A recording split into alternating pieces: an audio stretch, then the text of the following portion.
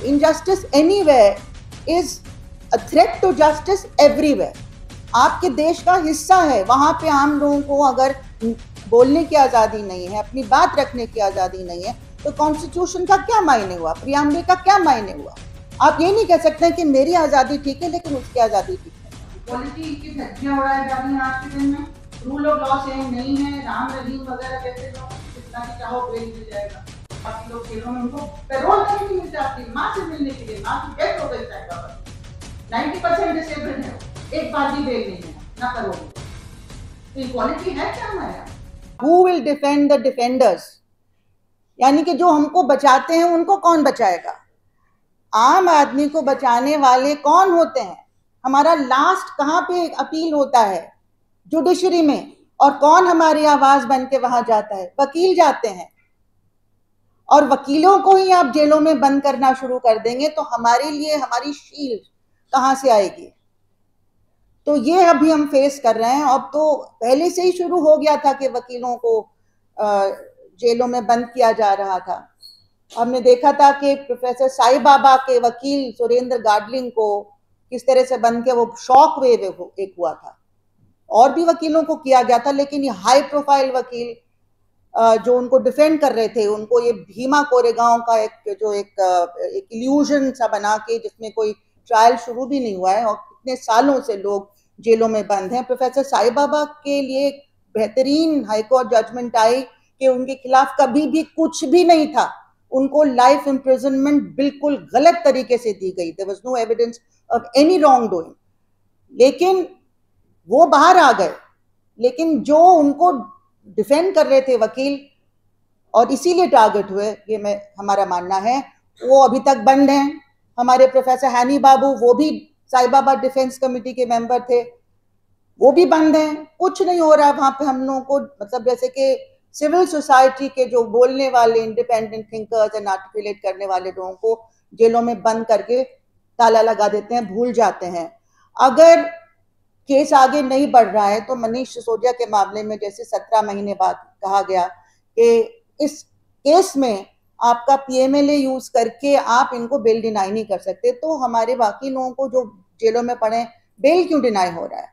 तो आप देखेंगे कि जो 4 बहुत ही हाई प्रोफाइल, और इसमें से आपके बार एसोसिएशन के चेयरपर्सन, जेएन के बार एसोसिएशन के एडहॉक चेयरमैन हैं, जनरल सेक्रेटरी हैं, मतलब इतने इतने ऊंचे पदों पे बैठे हैं, उनका ये हाल होगा तो आम वकीलों के अंदर किस तरह का डर का माहौल बैठाने का ये क्या मुहिम चल रहा है, ताकि वो आगे आके आम लोगों को डिफेंड ना करें। या जो अनपॉपुलर, मतलब अगर मैं डिसेंटर हूँ, जर्नलिस्ट हूँ, टीचर हूँ, और मेरा कोई ओपिनियन है जो सरकार को पसंद नहीं आता, किसी भी मामले में, एजुकेशन पॉलिसी में जो वो कर रहे हैं बहुत ही गलत कर रहे हैं, पेपर लीक में जो हो रहा है बहुत ही गलत हो रहा है, लेकिन किसी भी मामले में मैं अगर आवाज उठाती हूँ, या जो हमारे जो सेबी के साथ हुआ है, जो लोगों की इन्वेस्टमेंट के साथ हो रहा है, उसमें अगर मैं आवाज उठाती हूँ तो मेरे के ऊपर अगर कोई एक्शन होता है तो मुझे कौन डिफेंड करेगा?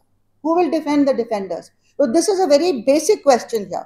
The second thing is that जो 2019 में हुआ, उस टाइम पे हम में से बहुत साथी तो प्रोटेस्ट शुरू से ही कर रहे थे, लेकिन जितना और प्रोटेस्ट होना चाहिए था हिंदुस्तान में वो नहीं हो रहा था। लोग सोचे थे कश्मीर के लिए अलग मापदंड होगा और हमारे लिए अलग होगा। ऐसा नहीं हो सकता है। हमने तब भी कहा था कि जो कश्मीर में हो रहा है वो पूरे देश में होगा। आपने देखा किस तरह से रूल ऑफ लॉ की धज्जियां उड़ाते हुए बाकी देश में भी, नॉर्थ ईस्ट दिल्ली में किस तरह से वायलेंस करवाई गई, और जिन लोगों ने करवाई ओपनली उनके खिलाफ कोई एक्शन नहीं लिया गया। कोई जज ने उसके बारे में बोला तो उसको ओवरनाइट ट्रांसफर कर दिया, और जो लोग विक्टिम्स थे उन्हीं को जेलों में डाला गया।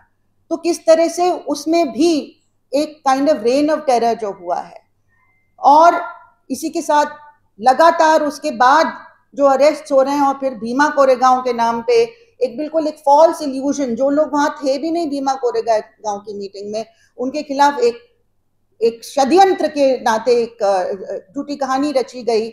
उनके लैपटॉप्स में सॉफ्टवेयर इस तरह से मैलवेयर डाला गया, और क्या क्या नहीं किया। फादर स्टैन स्वामी की डेथ भी हो गई। तो इस तरह से पूरा रेन ऑफ टेरर बढ़ता गया। फिर मणिपुर में जो हो रहा है, क्या रूल ऑफ लॉ है, क्या सिटीजन्स को रिकॉर्स है? और इस तरह से अभी भी जो चल रहा है कि दिल्ली में फुल स्टेटहुड नहीं मिली, लेकिन दिल्ली के जो पावर्स उसको ऑलरेडी मिले हुए थे वो छीन लिए गए despite the supreme court order, और सुप्रीम कोर्ट कुछ नहीं कर पाई उसके बारे में डिस्पाइट अपील। और वहां पे पूरा का पूरा एडमिनिस्ट्रेशन लेफ्टिनेंट गवर्नर के हाथ में है, सारी ब्यूरोक्रेसी उनके हाथ में है। चीफ मिनिस्टर्स अरेस्ट हो रहे हैं, अभी बड़ी मुश्किल से डिप्टी चीफ मिनिस्टर 17 महीने बाद निकल के आए। जम्मू कश्मीर में इलेक्शन होने वाले हैं, लेकिन उस इलेक्शन का क्या मायने हैं? आपको स्टेटहुड नहीं मिलेगी अगर आपको वहां भी लेफ्टिनेंट गवर्नर ही चलाएगा, तो वैसे ही का वैसा हाल रहेगा। तो सीएसआर की तरफ से हम लोग इसको स्ट्रांगली कंडेम करते हैं और ये उम्मीद करते हैं कि हिंदुस्तान की आम जनता अपने हक में खड़ी होगी। तो आप कश्मीर को अलग नहीं कर सकते। Injustice anywhere is a threat to justice everywhere. आपके देश का हिस्सा है, वहां पे आम लोगों को अगर बोलने की आजादी नहीं है, अपनी बात रखने की आजादी नहीं है, तो कॉन्स्टिट्यूशन का क्या मायने हुआ, प्रियम्बल का क्या मायने हुआ? आप ये नहीं कह सकते कि मेरी आजादी ठीक है लेकिन उसकी आजादी ठीक नहीं है, ये नहीं हो सकता, सबकी जाएगी। तो इसलिए आज हमको जागना है, खड़े होना है और आवाज उठानी है, और तुरंत ये जो वकील हैं, जो सीनियर वकील जे.एन.के बार एसोसिएशन के, जिनके ऊपर मिडनाइट नॉक करके उनको किस तरह से पकड़ के बंद कर दिया गया है, उनकी रिहाई को हमें डिमांड करना है। उनके साथ साथ और भी जो सोशल एक्टिविस्ट हैं, खुर्रम परवेज, जर्नलिस्ट इरफान महराज, आज़ाद गोल्ड, बहुत सारे लोग इस तरह से अभी जेलों में बंद हैं, उनके लिए भी हमको डिमांड करना है कि उनकी तुरंत रिहाई की जाए। And the rule of law must be restored in and civil rights must be restored in Jammu and Kashmir. Thank you. Thank you. आप कश्मीर को अलग नहीं कर सकते। Injustice anywhere is a threat to justice everywhere. आपके देश का हिस्सा है, वहां पे आम लोगों को अगर बोलने की आजादी नहीं है, अपनी बात रखने की आजादी नहीं है, तो कॉन्स्टिट्यूशन का क्या मायने हुआ, प्रियम्बल का क्या मायने हुआ? आप ये नहीं कह सकते कि मेरी आजादी ठीक है लेकिन उसकी आजादी ठीक नहीं है, ये नहीं हो सकता, सबकी जाएगी।